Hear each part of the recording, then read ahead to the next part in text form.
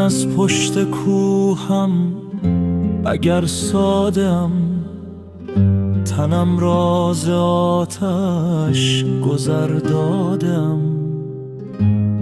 نگشتم هنوز اهل دل واپسی، اسیر و گرفتار خار و خسی.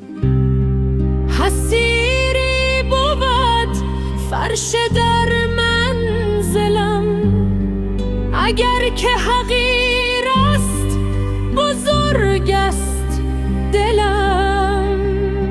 در اینجا هنوز رسم دیوار نیست، نگاه گناه فکر بیمار نیست. رفاقت هنوز جاری است مثل رود، کسی را دمی سوء رفتار نیست.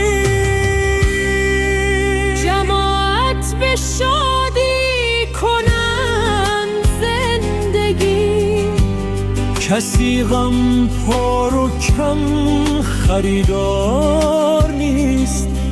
حسودی در اینجا پدیدار نیست. وجود کسی مردم آزار نیست. کسی جای اینجا گرفتار نیست. یکی تنبل و سست و بیکار نیست. درخت کسی بی بر و بار نیست. بساط دروغ نرخ بازار نیست. پر از خوبی است و نوای خوشی، در این سرزمین هیچ لطکار نیست.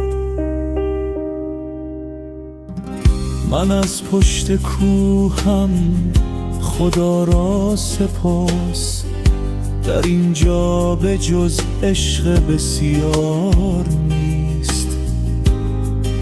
هواش لطیف است ندود است ندم، در این آسمان بی پر و بال نیست.